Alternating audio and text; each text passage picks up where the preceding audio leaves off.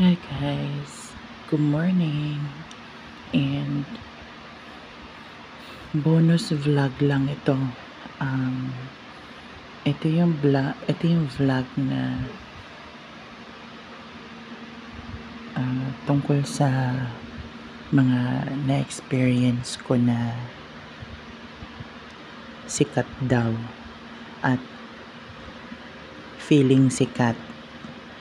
It's either pag nagla-live sa YouTube or TikTok, ganyan. Yung pag nag-hi ka, yung pag nag-hi ka lang sa kanila, isi-skip ka nila, babasahin nila yung iba, samantalang makikita naman talaga kasi nagla-live din ako, hindi naman ako tanga. Yung pag nagla-live din ako, nakikita ko talaga yung pagkakasunod-sunod ng pangalan na lumilitaw. Ano lang talaga, ang ginagawa lang talaga ng iba, pinipili nila yung babasahin nila. Ewan ko ba, may mga ganyang sumisikat. Tapos kapag sinabi mo, ba yan, sinabero, sabihin hindi daw sila snabero. Excuse me, nagla-live din ako. Yung mga pangalan, nakikita ko yan. Pag nagla-live nga ako, sinasabi ko lahat. Lahat ng pangalan na lumilitaw. Hindi ako kagaya nun. Diyos ko, meron ako na experience ngayon din. Ano siya, daddy siya na malaking katawan. Siyempre, humanga ako, ganun. Marupok. Nagsulat-sulat pa ako na private message sa messenger niya. So, naalala ko may nag-comment din sa pic niya. Ganon din ako, nag-comment din ako na bakit kaya snabero to? Actually, yun din ang sabi ng karamihan. Tapos na nag-private message ako sa messenger, napaka-imposibleng hindi mababasa yun. Nilalaktawan. Ay nako. Tapos gusto pang manghingi ng suporta. My God.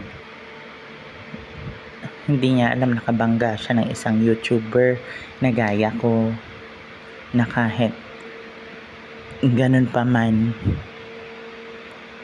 lahat na experience, mapa-bad experience or maganda, i-vlog ko talaga yan kasi ayokong maranas ng iba pero nararanasan nila.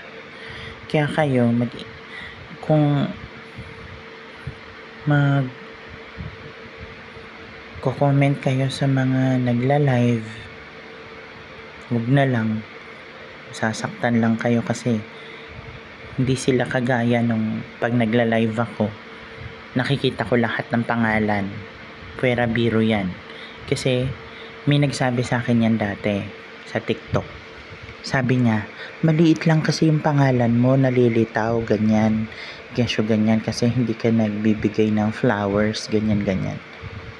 Tapos nagulat ako nung nag-live ako sa TikTok, lumilitaw naman lahat ng pangalan, sunod-sunod pa nga. Kaya doon ako nagtataka, okay, pinipili lang kasi siguro, ini-skip lang siguro yung pangalan ko, pinagtitripan ako, parang ano ba, 'di ba? Parang ganun. So eto guys, dagdag ano lang to ha, kasi sa experience lang to, bad experience sa mga taong nagla-live etong tungkol dito sa vlog ko na to. Kung nakaka-relate kayo ng mga pag may nagla-live, halos natatabunan na yung mensahe nyo dahil ang binabasa yung mga mensahe na lumilitaw pagkatapos ng mensahe nyo, kasi napaka-imposibleng hindi nila makikita yung mensahe nyo, 'di ba? Kayo yung biglang lumitaw doon. Ako alam ko ganun Tapos dahil naranasan ko yan sa TikTok nung nagla-live ako, may nag-message, tapos biglang may nag-message bandang huli. Ang style ng mga sumisikat, ng mga mayayabang, pag lumitaw na pangalan mo, hindi nila yan babasahin. Babasahin nila yung sumunod na lilitaw na pangalan. Kakaloka.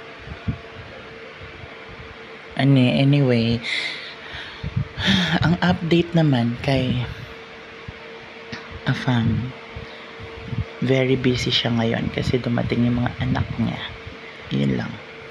So anyway, ito yung sa experience sa mga nagla-live.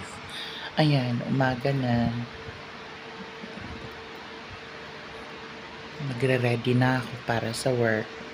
Ay naku, nakakaloka. Sige guys, bye! Mabilis lang to na vlog sa mga experience ng pag meron kang nakitang nagla-live. Lumalaki ulo nila, yung mayabang agad na di namamansin. Wow, napaka-imposibleng hindi nila nakita yon. Ako nga pag nagla-live sa TikTok, nakikita ko yung sunod-sunod na pangalan at binabati ko lahat.